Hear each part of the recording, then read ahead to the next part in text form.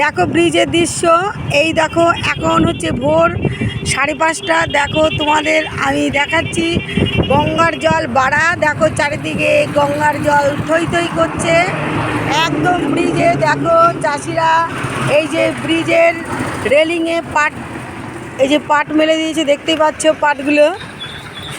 এই দেখো গাড়ি ঘোড়া চলছে, খুব মনোরম পরিবেশ। এখন বাজে ভোর 5:30।